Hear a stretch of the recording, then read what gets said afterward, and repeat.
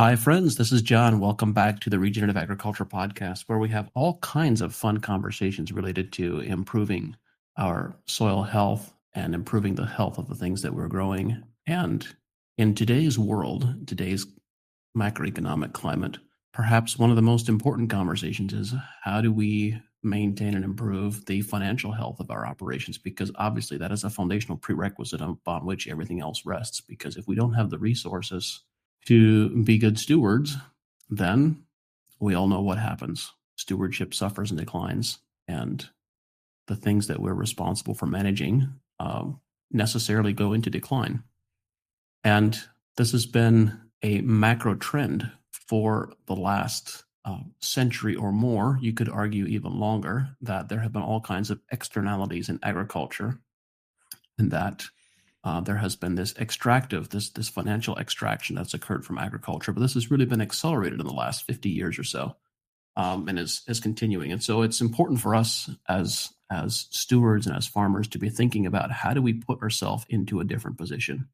How do we manage? And this is one of the topics I'm going to be speaking about next week here at the Acres Conference. But anyway, too much of a monologue. I'm delighted. I'm joined here today by Matthew Fitzgerald. Matthew, thank you for joining me. Tell us a little bit about your story, your background, the scope of the things that you're working on your farm in Minnesota. Yeah. Hey, John. Thanks for having me. I appreciate that opening comment because, well, I'll tell our story and how it connects to financial stewardship, and we'll see where it goes from there. Um, so I'm a second generation farmer. My parents, Ann and Joe, moved to Minnesota from Iowa in the year 2000, so 25 years ago. And we are a 100% organic grain farm. And I'll share a little bit about the origin story of our farm and how we as beginning farmers I would consider myself a 1.5 generation because my folks started in their 40s. They were kind of midlife crisis, wanted to become farmers, raise kids on a farm context, but weren't multi-generation. So how did they get into it? And really that was the organics niche. And our farm has really paralleled the growth of the organic industry. And now as I return to the farm, thinking about this next generation, regenerative is kind of the next thing that comes along. But I'll give some more background about our farm and how we got started and what we're up to today. So the farm was originally owned by a woman named Mabel Brelia. And Mabel was an OBGYN doctor, and she was really interested in women and children's health from her practice. And so in her retirement, she moved back to her family's farm and took over. And so in her 70s, she was farming organically, like in 1996, as an experimental, creative, pushing the edges of science, thinking about whole system health. So she had converted her family's farm in the late 90s to organic production, met my parents at a farm conference, want to, sit down at lunch, stand next to somebody and say, "Who are you? What are you up to?" Hit off conversation. And my dad had grown up on a farm in Des Moines, Iowa, big family, 10 kids. The farm was lost in the 70s. Parents said, "Whatever you do, don't farm. Stay away from it. It's a tough way to live." But there was sort of this through line of being connected to the land, wanting to raise a family on the land. And so my parents met Mabel at this conference and struck up a conversation. And she was in her 80s, ready to re-retire. And everyone in the neighborhood said, "Why don't I come by your farm?" And she said, "That sounds great. It has to stay organic." And nobody wanted to do that at that time. So she was out looking for somebody and met my parents. So we started, we moved to the farm in the year 2000, 25 years ago. Very humble beginnings, 200 acres, borrowed money on a 4440, and was really, really the early days. And so that's the origin story of our farm. And I share that because getting into farming is like the mafia. You need to know somebody or have a lot of money. It's incredibly difficult. And it's an issue that I'm passionate about, thinking about beginning farmers and repopulating the land and connecting communities to food. And you just can't do it in conventional commodity agriculture. And so that was the story of our farm, is that how could you support a family? And so we looked at the organic niche. We're considering it for environmental, ethical, religious beliefs, wanting to be stewards of the land, but then also the economics at that time. A higher price for the commodity, niche markets, direct relationships, all of those things. And so our family was able to start with basically nothing. And over the last 25 years, we've grown to about a 2,500 acre farm. So really paralleled the growth of the industry. Um, Much of that growth has been still in the grain world. So we produce corn, soybeans. Those often end up in the feed grade market that end up in feed for chickens and livestock.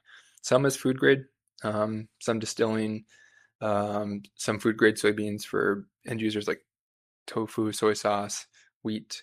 We have some canning crops available to us. So we do peas and sweet corn, and then edible beans, black beans and kidney beans, which are really fun. And then some cover crops in that rotation. But we're here on the edge of the prairie. So our ecosystem is really right where the big woods hits prairie pothole, and it gets flat and wide. And so both the landscape changes and the type of farming changes. So 20 miles to the east of us, it's rolling hills, old dairies and silo harvesters and 40-acre fields, and 20 miles to the west is, uh, you know, grain infrastructure that looks like it could be a whole cooperative, and it's just one individual farm, and they're 20,000 acre farms. So we're nestled kind of in this geography, cultural change, and we've wiggled our way through it as kind of a 1.5 generation farm with the organics. So that financial stewardship and really observing the loss of the small family farm and the mega farms emerging over the last 25 years. So we've touched on the financial management piece and the need for kind of economic independence in this very challenged world. You also touched on the difficulty, the barriers to entry, the difficulty of getting in as something that you're quite passionate about. What's the intersection of those two things, and how are you thinking about them in the context of your operation today? Well, we do a couple of things on our farm. So we're trying to create opportunities for other farmers, pay that forward. I think that's like a real commitment. That there was a gift from Mabel to our family, and we want to pay that forward. So we've dedicated ourselves to helping other farmers get into it, and especially folks making the transition to organic. So anytime somebody gives me a call and says, "Hey, I'm thinking about organics," the door flies open. We invite them in, start having that conversation, talking about strategies, transition, market relationships. Um, um, my father Joe has really mentored dozens of folks over the years, and we've helped get folks started, and really try and continue that opportunity creation that was given to us, pay that forward. Um, I think about grain farming specifically as a more sustainable way than the vegetable world. So a lot of my friends, other idealistic millennials that were out there trying to change the world, got into vegetable farming. And what I see is a pretty consistent pattern of folks going to intern on a farm, learning about farming.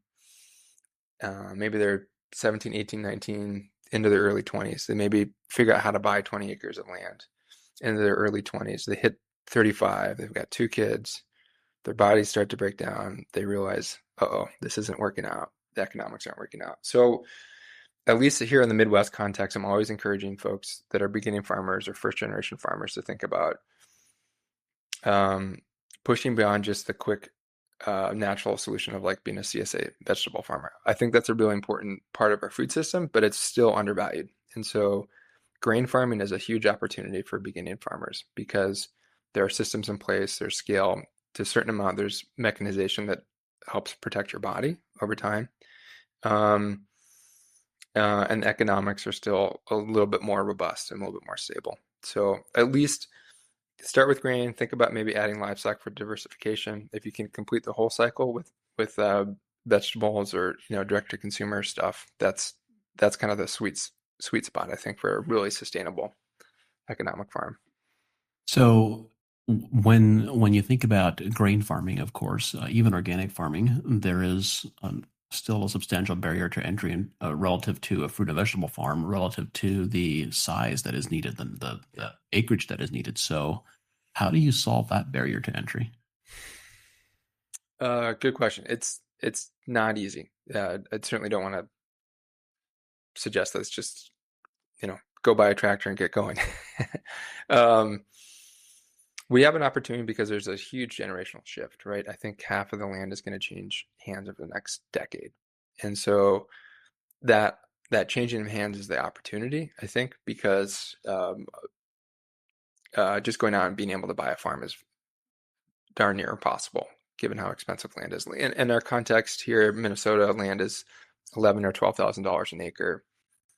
Tractors can be hundreds of thousands of dollars combines. So I think where a beginning farmer can think about partnering, where they can maybe offer their labor, their energy, their human capital over their financial capital in partnership with farmers, retiring folks, folks who are aging out. One of the things that we did here in Minnesota was worked on a beginning farmer tax credit. So in 2017, I worked with the National Young Farmers Association, and we worked on a beginning farmer tax credit that incentivizes the sale or lease of agricultural assets, that's land and equipment, to beginning farmers. So there's some kind of policy, financial mechanisms you can try and do. One of my marketing techniques is to find folks who are retiring and mail them boxes of our product. So as an example, like we have black beans. I literally mail people cans of our black beans and say, hey, I'm in the neighborhood. We're a beginning farmer. Here's our story. We raise food and it's good and it tastes good. And this is what it looks like. And if you're interested in something different, I'd love to talk. So it still requires kind of being scrappy and being creative to get your way into the industry. What you're describing is, particularly that your last thing that you described of reaching out to people, you were already established. You already have a foothold, and I think there are many young people who want to get in, who want to get started, who've become quite cynical about the older generation. You had an exceptional opportunity in connecting with someone who cared more deeply about mission than they cared about money. Yeah. And the reality is many, and this is not true for everyone, but there's this cynical perspective by the younger generation that the older generation is just going to cash out, sell out to investors, get as much money as they can, that they care more about the money than they care about the next generation. So how do we navigate that landscape? I kind of partially agree with the cynicism. It's not just made up.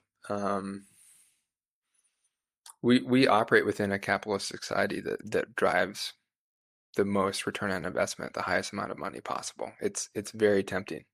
So I can be empathetic with the folks that make that choice, because that's very, very powerful. And frankly, it's going to be hard to beat. So I think you do have to just place yourself in spaces where people are mission aligned. Think about the reason that meeting happened between my parents and Mabel was that they were at a conference with like-minded folks thinking about organics. So if it's the Acres Conference, if it's Marble Seed, if it's a community gathering around sustainable food, if it's going to your farmer's market and introducing yourself to the folks that are at the farmer's market. I think placing yourself in spaces where you maybe find those like-minded folks is probably the best way to do that. The cold calling that I described is really difficult. Yeah, that's almost a used car salesman gig. That's an uphill that's an uphill battle, and not. I don't know if I would describe it that way. Well, it's I've sent lots of cans of black beans, and I've only had one or two opportunities come out of that tactic. So it's not like a a perfect tool. But yeah, your point's well taken. It is incredibly difficult, and I think it is okay to be realistic about that. And so creating opportunity, creating luck, creating those connections, set yourself up in an environment where that could happen. Yeah, we could have a lot more conversations around that topic, but I want to dig into the way that you set your farm up for financial success, both historically and now. I think a critical part of this story, particularly in today's environment, although I would argue it's been true for the last couple of decades, is the need to decommoditize yourself. Yeah. By any one of dozens of possible different mechanisms, which I think you have done. So let's talk a bit about your thought process. How do you think about your farm's economic viability and sustainability? You've also grown. You've grown 10x over the last couple of decades. How were you able to accomplish that? There's probably two or three key components. I'd say one is the partnerships in your team. The second is that decommodification. Um, why don't we tackle those first two things, and then I'll come back to the third thing I'm thinking about. But the first thing is the partnership and team. And both it's like your internal team. So that scale requires having folks who are on the farm every day who are bought in, who believe in that mission, who are willing to work, who are bringing their whole selves. And so we have a really, really strong team on the farm. I farm with my father, Joe. We have one or two full-time folks. We have some retired farmers who help us out, who are excited about the organic thing. It reminds them of how they grew up. Um, and when we meet, we talk about why we do what we do, our care of stewardship of the land, our commitment to proving that sustainable agriculture is competitive. We play the underdog card a little bit. We motivate everyone around that, proving that we can do it. And then it's the other partners that we have. So it's financial partners. We bank with a group called Mad Agriculture, which is an organization that's committed to organics and regenerative agriculture. So they share in that vision and mission. So some of their financial tools are more built and designed for organic and regenerative farms as opposed to just a conventional commercial agricultural lender that maybe doesn't have the context, doesn't understand the cash flows. It's having peer farmers. So on my phone are the speed dial numbers of farmers who are like me that I can talk to and work through problems, questions. I'd like to say having a good agronomist, but that's really difficult. So I'm excited to talk Let about me field let life. me translate. Let me translate that. That's called higher AEA. Yeah, yeah. Hop on field life. Hop on field life. But it is like there's a myth that a farmer has to be everything, and we know that that's not true with the plants that we raise. That the crops that we're raising are whole systems, and we have to treat ourselves and our businesses as whole systems. And we have to bring in all the right elements and have them complement and interact with each other. So that's how I think about the partnership that allows that growth, that financial stability. Because we have hiccups, we have droughts, we have crop failures, we have grain buyers that go broke. We are not without problems, challenges, and things going sideways. And yeah. Well, I think one of the things that you said that stood out to me was your discussion of the team of people that you have around you, and is one of the things that I see as being so foundational. And many farms have this to varying degrees, but um, in understanding plant communities and microbial communities, we're developing this emerging understanding of quorum sensing and how the entire system changes. The behavior of the entire system changes when you have enough diversity of perspectives to establish quorum sensing.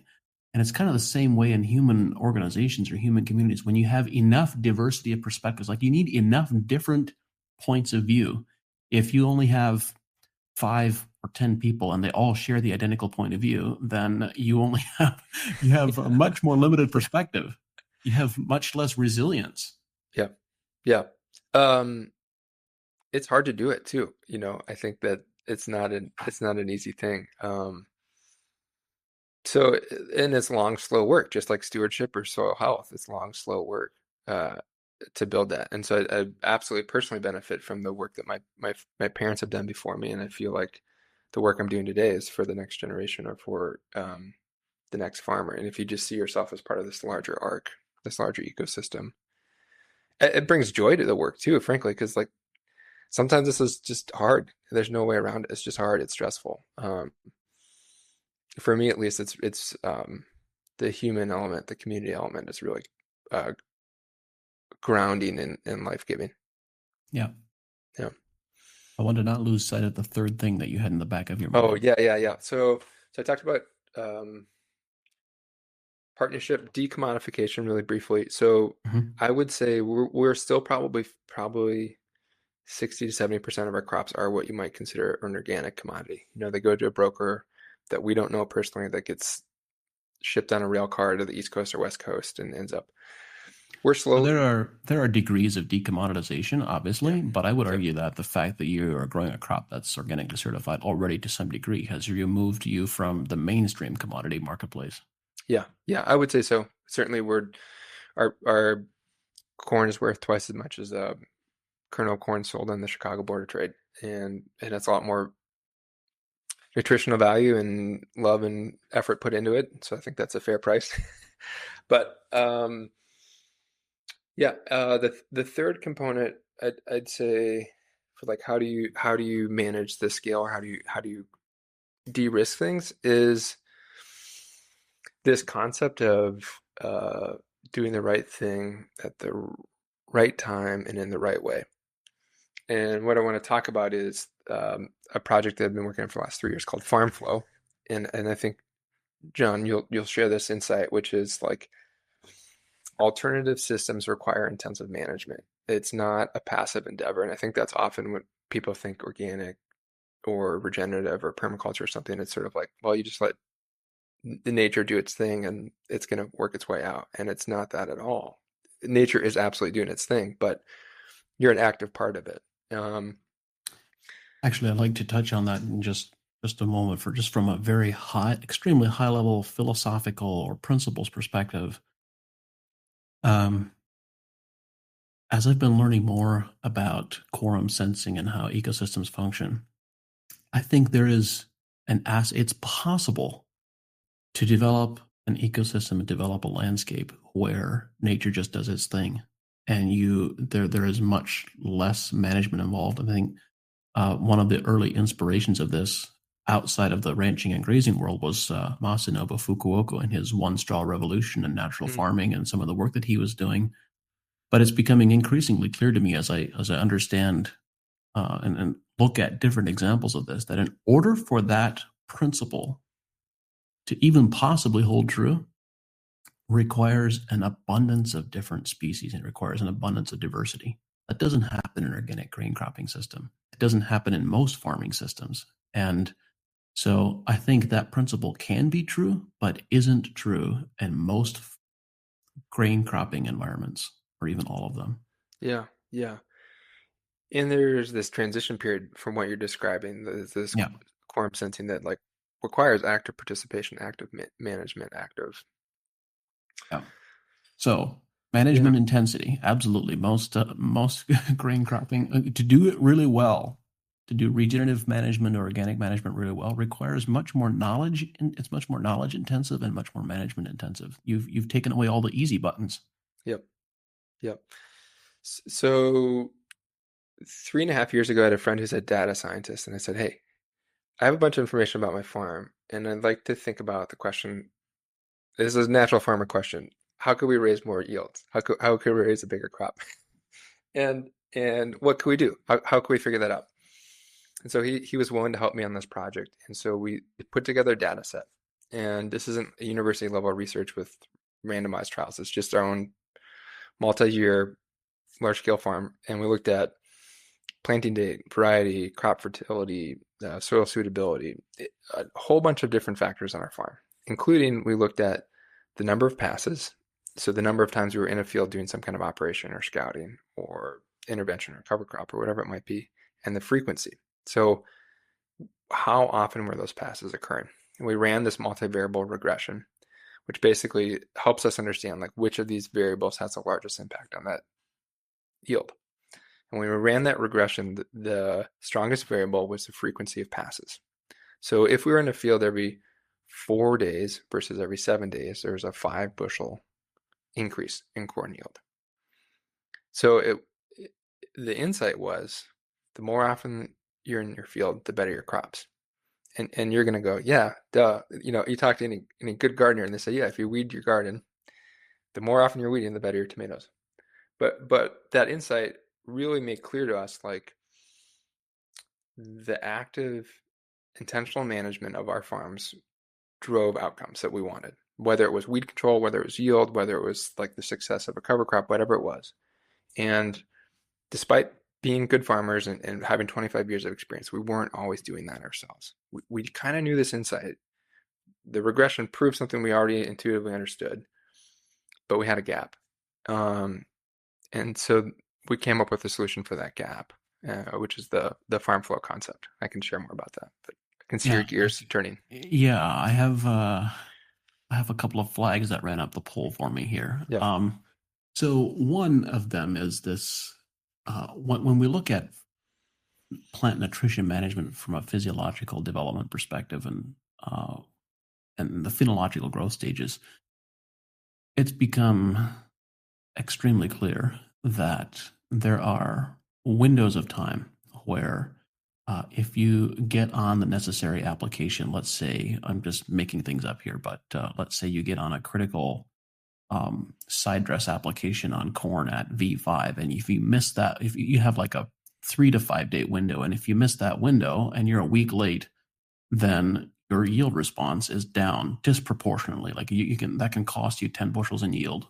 yep, And there are all these various windows. So on one hand, when you talk about, I understand the critical need to get certain management activities done within very well defined windows. I understand how important that is, but that's not exactly what you said. You said the frequency of and the number of times that you're in the field, and so um, if you take that all the way to the extreme, you could say, well, if you're in the field every 3 days, then for the entire season, that should produce the highest yield, right?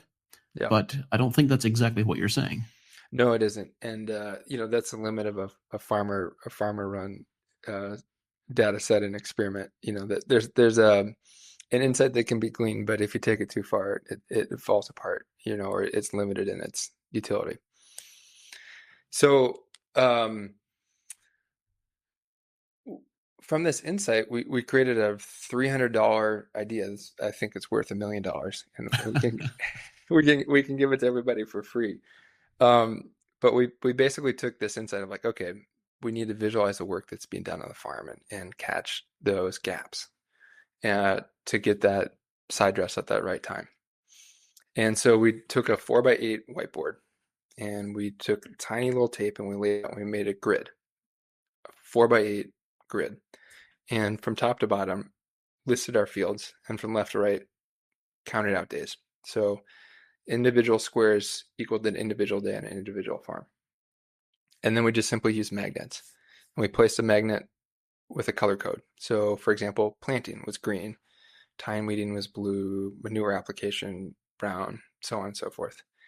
And what we were able to do was literally just chart out the work that was happening on the farm by placing magnets. So you could walk into the gathering shop and look at this giant whiteboard, and without even reading any details, you could visualize, here are these patterns of work that's occurring from seeing um, the colors and then the gaps in the colors. And so really quickly, that team, retired farmers, part-time seasonal, full-time folks, all could quickly understand like what was happening on the farm, what was going on, what was getting behind, and all of a sudden, what changed was we were able to respond. Like maybe a 3-inch rain occurred and projects were delayed, or a piece of equipment broke, or a farm that was maybe further away or had a grumpy neighbor that we had a subconscious bias no one wanted to go work at.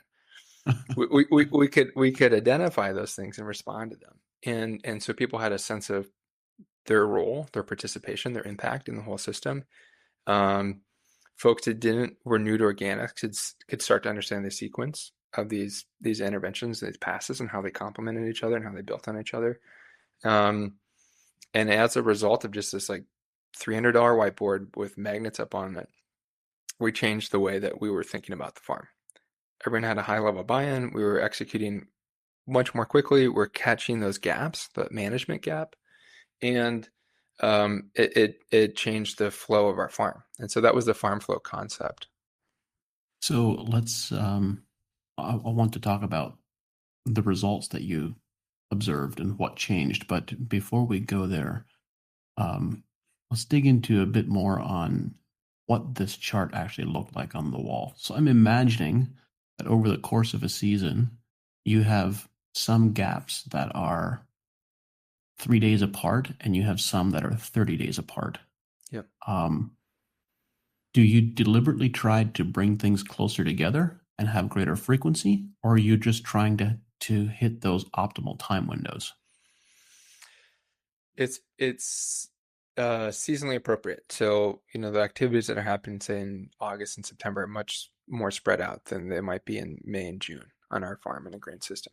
So in May and June, I might expect something to be every 3 to 5 days. And by the time we get to September, it might be once every 30 days. We might be applying fertility and seeding a cover crop, and that might be the only activity within those 60 days. So um, I don't know if it won't be helpful to the listeners, but I could share an image of that for your benefit, John. No. Just describe it visually, I think. Yeah.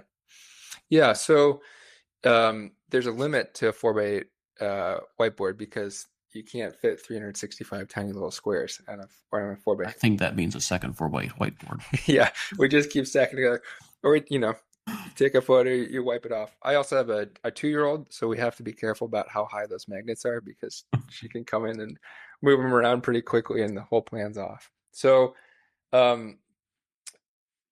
yeah, the tool itself really became a gathering point or a conversation for, you were talking about the diversity of opinions. And so, and we all knew what the reality was, but then we could talk about in the morning, like, hey, what's going on? What are people seeing? What do we think we need to do? And it gave us a reference point that we could start to talk about as a team of planning out. Because before, really everything lives in your head, or maybe if you're hyper organized, maybe on a spreadsheet or on a piece of Even paper. a spreadsheet, it's a spreadsheet that one person looks at instead of 10. Yeah, yeah, and so it just totally changed the dynamic of what people's ownership was of the farm. And it became a teaching tool, and I think that's part of our joy of our farm is like the teaching element. So you've been working on this now for the last 3 years. How has this shifted, and how have things changed on your operation as a result of it? Yeah, so we got to the end of the first season, and we realized that everything up on that whiteboard we were going to have to type up for our organic certification. And so previously, what we were doing was just having a giant paper, an office supply paper calendar where we were scribbling, today we did this, and then that was part of our certification process. Totally fine, totally legit. Works for record keeping, is accepted by the USDA for that process, but kind of labor intensive. And if we wanted to go back and refer, like, hey, what did we do in 2012 when we had similar circumstances? How could we reference that? And so it became clear, like, this physical whiteboard solved the initial problem, but there was a natural evolution to maybe a digital tool. Could we build a piece of software that functioned like this whiteboard, that could assign tasks to team members? We could pull in weather, so we could geotag it and have weather pulled up automatically. Could we have multi-year references, so we could look back 2 or 3 years in similar circumstances and see what worked or what didn't? Could we have details about who did the work? So if it looked like the cultivator was set really well, we could all learn from that. Or and so I started the process of developing FarmFlow into a piece of software, and that's been the last 3 years journey. I am a non-technical person. I have no computer bones in my body, and so it's been a learning process there. The first year I hired a team on Upworks, which is a online gig economy tool. I hired a team in India to build this software. I thought, yeah, Oh boy. 10 grand, I can build this thing. That's going to be amazing. It'll change the world. How hard can it be? Boy, was I wrong. So between the barriers of like language, farming context, the farming context in India versus the Midwest grain farmer, wildly different. And really just being non-technical, just there's a whole language that's spoken about how do you develop software, and what I might visualize in my mind, communicating that to a team was just a mismatch. So I spent a year, a chunk of money, and I built a bicycle that didn't have wheels or, a seat on it. It kind of looked like the thing, but it was not going to work. Yeah. And so we restarted the process here in 2024 with some grant funding. So the project today is a grant funded software tool, and I'm working with a team in Minneapolis. So a US based team. I have a product manager who helped build a large software tool that vegetable farmers use. And we're working with 4 or 5 farmers here in the US to kind of test it out, to learn from what they need in their farms. And so we're we're restarting, we're relearning, but we're building a tool that takes that whiteboard concept and starts applying it to a digital world, and eventually we're thinking about AI. So I'm excited to talk with you about AI too. Yeah, I want to dig into the AI conversation, but I want to not lose sight of my original question quite yet, which is what's changed on your farm in the last 3 years? As what um, in terms of crop responses or crop management, you spoke about this being kind of the nexus point for a conversation and for facilitating discussion around different points of view, which is awesome. But um, has that resulted in actually improving yield, which was your original question? Yeah, it has improved yield. Um, so the first year that we used the FarmFlow board, we had our record yield up to that point. And of course, weather, fertility, and everything else has a large role to play. So I would be very, very remiss to say that if you put a 4x8 whiteboard in your farm shop, you're going to have the best yields ever. That would that simply is not true, folks. That will not happen. But what has changed is that the ownership of the operation has changed. And I think as a result of that, we have better execution day to day. And as a result of better execution day to day, we have more consistent yields. And what it is doing is like reducing our lived experience of stress. Um, what it is doing is like taking the record keeping process and making that much simpler year to year. And um, this will be our third season with the tool in place. So I'd have to look at 25 years and say, can I chart that out? Hard to say exactly. Again, weather, fertility, crops, everything else comes into play significantly. But it's changed the day-to-day experience on our farm significantly, and helped our team. Got it. All right. Let's talk about AI.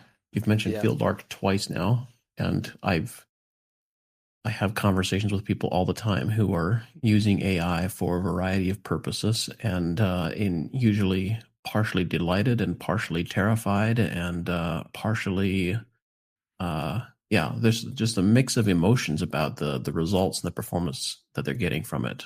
There's delight and occasional frustration in equal measure, particularly from some of the more mainstream tools. So, yeah. what have you been playing around with? Well, I did have an opportunity to use FieldArc when it launched. I was excited to see it, and we talked earlier about Oh, were you one of the agronomists. you were one of the original beta users? Maybe I signed up. Yeah. Yeah. Um, we have a great longtime conventional agriculture agronomist who I call to help get soil samples. And if something seems really confusing, I might call them or send them a photo. But beyond that, we are on our own. And so I uploaded all of our soil test results into FieldArc, and I started asking it questions like, okay, let's walk through this. What can you do? And I had a more robust conversation with FieldArc than I've had with my local agronomist over the last 6, 7 years in about 30 minutes. So in this way, it was really exciting.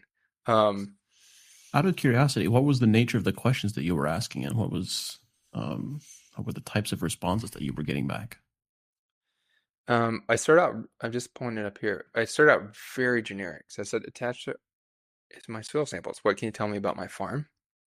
I got a long response, and then we started digging into it. So then I started saying, um, in our farm, we have some peat soils, which are really high in organic matter. And so that was throwing off some of the model. And so I said, okay, remove the fields with, super, super high organic matter. Let's dig into some of my target yield goals. What can you tell about micronutrients? What suggestions would you have for increasing these results? Um, I started asking about foliar, boron, and zinc on corn, and got interesting answers there. So it was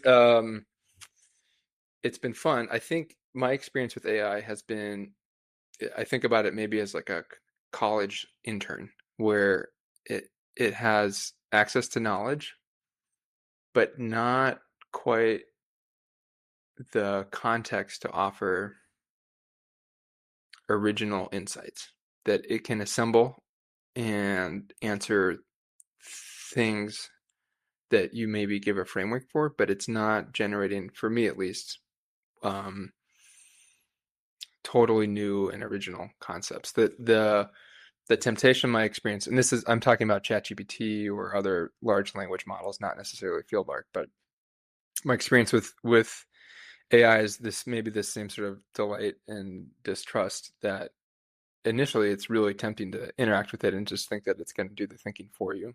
But where I found AI to be most helpful is if you come to the tool with a question, with context, and have done the work of thinking before, it's helpful. If you're approaching the thing with not much thought or without much inquiry or kind of context, the results you get back are mediocre. Yeah. Um, yeah. I think there's a fundamental difference. Obviously, I've thought a great deal about the development of AI and the work that we've put into FieldArc. Um, and there's a fundamental difference between the way humans respond to answering questions and the way a machine responds. Um, and there are two key ones that I'll focus on for the moment. One of them is, okay, you're an expert organic corn and soybean farmer, and for your local environment, you've got, I mean, there's no question you know way more about that than I do. And I ask you the question to say, hey, I want to grow organic corn. Um, how many cultivation passes do I need to make for effective weed control? And you're going to say, well, it depends on this and that and the other thing. It depends on rainfall. It depends on there's a whole bunch of variables. Like you can't give an answer to that Yeah. question without knowing a whole bunch of context. So knowing the context is important. That any human is going to say, well, I don't know the answer to that. It's like there is no cut and dried answer. Yeah. And we will respond, humans will respond by asking for more context or describing that more context is needed. That's one significant um, difference. And the other significant difference is we'll ask about one thing. And for someone who is an expert or has experience and knowledge in a certain area, they will say, well, actually, while that might appear to be a good question, you're actually completely missing this thing over here. And what you should be thinking about is you shouldn't be thinking about X, you should be thinking about Y. The machine can't do that. Yeah. Doesn't do that, or does it very poorly at this point. And so the I had this experience. Um, some of I've had some of these interviews both here on the podcast and in person who that haven't been publicly released yet. Where I interviewed people from a military background about research work that they did decades ago on plant pathology and so forth. And when you get into some of those conversations that have national security implications, um, the answers become very direct and Mm. concise. They become yes, no. It's like they will only answer the question that you asked and they don't elaborate. And so, in order to have any type of conversation or any type of dialogue, you have to be smart enough to know what questions to ask. Because if you don't know the questions, they're not going to volunteer the information. Mm. And I think this same thing is so true of these AI tools like FieldLark. Is you have to some extent you have to be smart enough to know the question the question to ask. And this is one of the things that I've tried to develop in thinking about how do we develop these tools to help people become better, to help people ask better questions and so forth. Is in FieldArc we have these follow up questions Yep. and as part of each response, and that is our initial attempt to inspire more of a dialogue and to help all of us ask better questions and remind us of questions that we might perhaps should be thinking about, but that we're not thinking about right now. Yep. John, as you've been building this tool, how do you balance the what I might perceive as risks of AI, either energy consumption or data privacy or even kind of intellectual, what you're describing, kind of intellectual risk of keeping in the creativity of the human element. How do you balance that with the opportunities or the utility of the tools that you're building? Well, there's several questions within the question that you've asked, but I'd say broadly, I've taken a fairly pragmatic approach to just say um, AI is in what we're currently calling AI, which is largely defined in terms of LLMs, these large language models, and this is obviously this whole space is rapidly iterating and evolving. But there's a very pragmatic element of saying this is going to exist whether we create field arc or not. This whole space is like the guardrails are off, Yeah. and we don't have control of this horse anymore.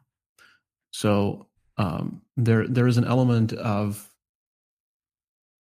we if you can't beat them, you might as well join them, and let's create something that is better than what currently exists for a specific use case. Let's create something that is better, that helps people better, that helps farmers and agronomists be more effective, and that has significantly more powerful for a specific use case than ChatGPT or Grok or Gemini or any of these other tools that are out there.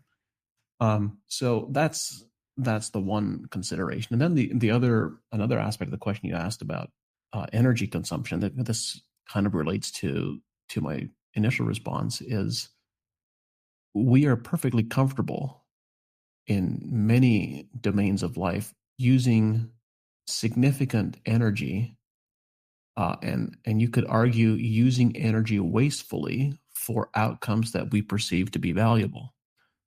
So, for example, I'm trying to recall who did this analysis. I want to say it was Wendell Berry, but I don't think it was Wendell Berry.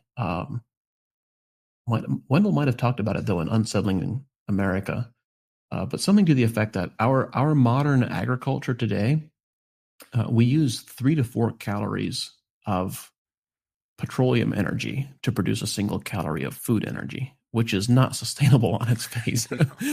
It's working for a temporary moment in history, but when you look at overall human history in terms of centuries or millennia, then I think at some point we will look backward and say that was a very wasteful use of energy.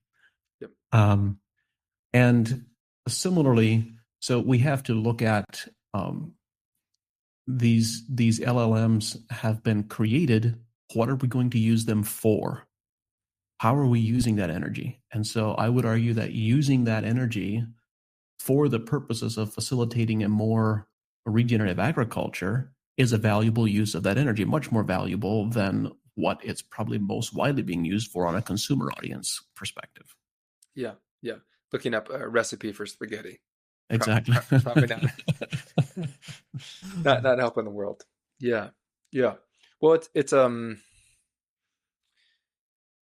one of the principles that I find is true at our farm is that we have done well by being early adopters, by being willing to ask questions, by being able to lean into things, whether that was organic or certain technologies, say GPS for tractors being able to drive straight so you could cultivate better, whatever it may be. We've generally leaned into being early adopters, and so that's been my approach to this tool in question too, is that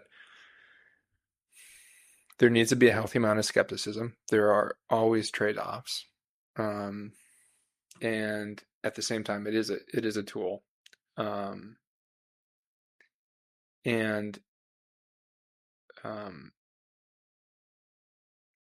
we know that commodity agriculture is going to be using these things too, and it will be to kind of perpetuate those systems. And if we're not thinking about how we're going to participate or respond, I think those conventional systems will continue to dominate. So yeah, I would say I kind of take a similar perspective about using the tools for good for driving change. Well, in the way that we've developed field lark, the way that I'm actually not thinking about it in terms of conventional systems versus organic or regenerative systems. We built it. I built it very deliberately to be what's the word that I'm looking for? To be practice agnostic, or to be, but to instead function from a first principles perspective, and to function from an outcomes perspective. So, and when I say an outcomes perspective, um, it is FieldLark is directly is directed to take second and third order consequences into consideration as well, Mm. to the degree that they're understood or known. Um, and so it's quite fascinating. I spent quite some time thinking about and developing the ethical framework of what's the ethical framework, and what are the first principles framework that FieldLark is to operate within, and what are its foundational directives. And so when you and it's interesting because we didn't give FieldLark any directives to, for example, to say, don't make recommendations for pesticides, or don't make recommendations for anhydrous ammonia, or a variety of different things that I could point out. But what is intriguing is that FieldLark will not make, at least not readily on an initial request, it will not make recommendations for those types of things because of its ethical framework and its first principles framework thinking, where it takes into consideration second and third order consequences. Does all of a sudden say, well, actually, yes, anhydrous ammonia can be a very valuable, useful form of nitrogen from a crop and agronomy perspective, but anhydrous ammonia also has all of these other externalities that are perceived to be unhealthy to the environment and to the ecosystem, and therefore, FieldLark, without being specifically told to, it will selectively, it will make preferential recommendations for other forms of nitrogen other than anhydrous ammonia. So it's not that it doesn't make recommendations for nitrogen. It's just it has that first principles approach, which is so intriguing because we deliberately asked it, directed FieldLark to have no biases, to remove all biases in favor of any system. It's not in favor of organic, or not in favor of regenerative, or not in favor of contemporary agricultural systems, but instead to operate exclusively from a first principles perspective and not take any biases into consideration. And that very fact makes it appear to some people as if though it were biased. Mm. Yeah. Challenging our own worldviews. Yeah. Yeah. Yeah. Well, when you reflect on what you've learned in the last couple months of releasing FieldArc, what's been unexpected? That's a good question. Um, I would say perhaps, and this is a reflection of my own biases. Um, as you described, I tend to be a technology early adopter. I've leaned in very strongly into testing these various GPT platforms when they were first developed. I've been thinking about them for over a decade. I had some early exposure to the technology that became these large language models long before they were publicly released. And so I've been thinking about this for some time, and I've leaned heavily into using them and building them to work for me. And the piece that I'm perhaps the most surprised about is that many people, many users of FieldLark, and based on what I can see, I'm assuming other GPT models as well, are still using it as a glorified Google search.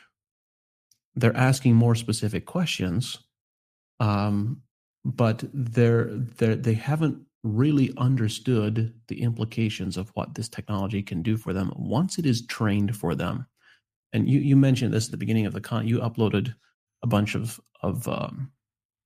soil samples, but what you can actually do is within FieldLark, you have these different projects. So you can have a project be a specific field or a farm or a specific crop that you're working on, or let's just say you use it for your whole farm.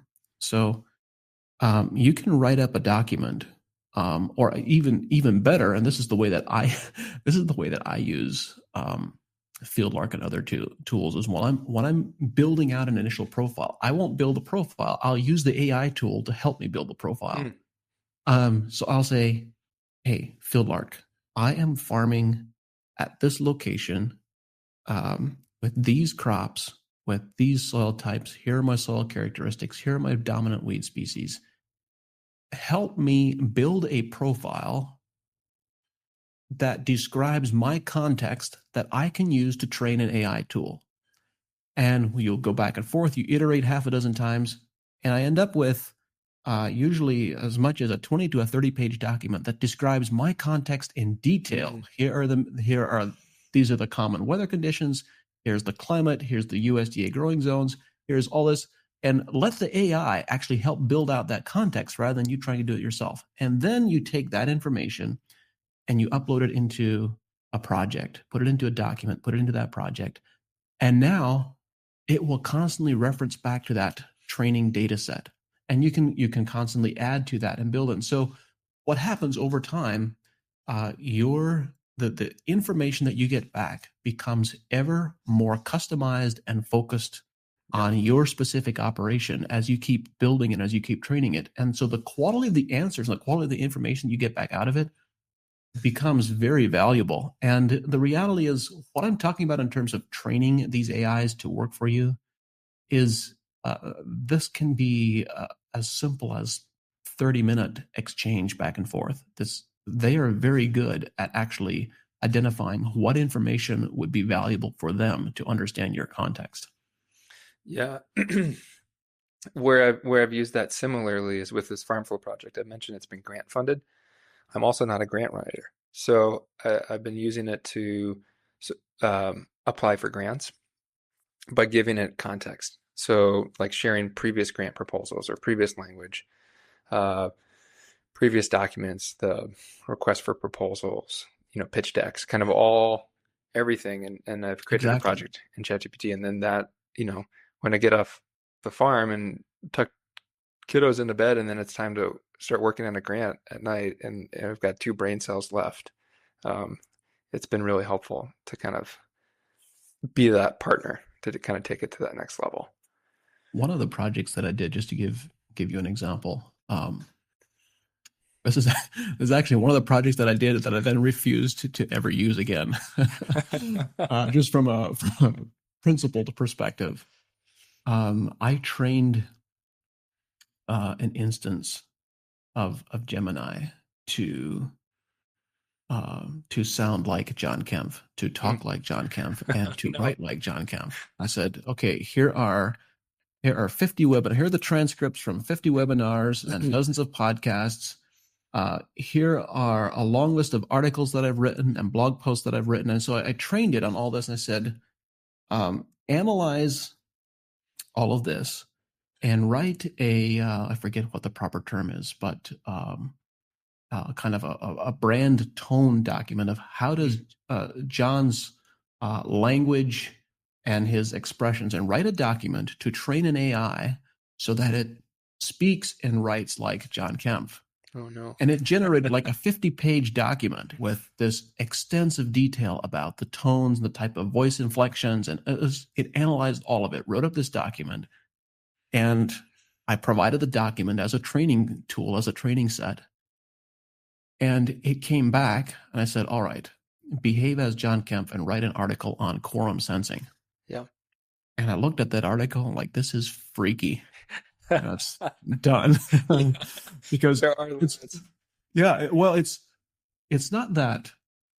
My concern was not that it sounded too much like me.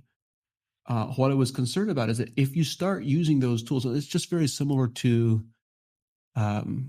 once maps apps were prevalent on every phone, people lost their sense of navigation. They can no longer, people generally, there are exceptions of course, but people generally no longer have a good sense of direction or a good ability to navigate. And you start using tools like that for writing articles and so forth, you'll start losing your ability to think critically. Yeah. And so there are ways, I think, we need to think carefully about how do we use these tools. Like in the way that we've built FieldArc, I've thought a lot about how do we use this to not replace people, but to make people better. And there's only so much of that we can do as a tool designer. Another part of that has to be picked up by the tool user, and the tool user has to say, all right, I want this to help me do the things that I'm not great at. It can help really expedite research, for example, or to learn things that I didn't already know. But then when I learn those things, there is still this critical thought process that we need to engage in personally, because Yeah. if we don't, we're going to lose it. Yep. Your comments are making me think about one of the tools we're building. So for FarmFlow, we have the whiteboard tool. We call that Grow. We have a tool that we call Track, which is just managing paperwork. So your bill of lading, your grain inventory. We use AI lightly there, just image recognition. You can take a photo of your grain contract, extracts it, can generate bill of lading numbers. Pretty simple stuff. The thing I'm excited about is the feature we're calling FarmFlow Guide, which is basically a SOP generator, standard operating procedure generator, or best practice generator. If I was to say, John, I want you to go plant corn, and the you would have a particular way of planting corn at your farm. Maybe it's based on your soil type, maybe it's based on the equipment you have, maybe the variety you have. And the way that I would plant corn at my farm is going to be wildly different, even if we have the same piece of equipment. And every farm is unique in this way. And so what we want to do is build a tool that partners with the farmer to capture the processes, to document the on-farm best practices. And the purpose behind this is to do a couple of things. One, to capture and help retain the knowledge of wisdom from retiring farmers. Farmers are like great innovators, great thinkers. They're not necessarily great teachers, or they don't think about themselves as great teachers. And so this tool can be kind of the partner to help the farmer become a teacher, to teach next generation. It can help a farmer scale. So to train employees, interns, whatever it might be, that you can take your practices and give these SOPs to your employees or your team to help them learn, and they can interact with it rather than just a static document. It's a SOP that you can interact with. But the part that I'm most excited about for FarmFlow Guide is that I think it could actually be an unlock for adoption.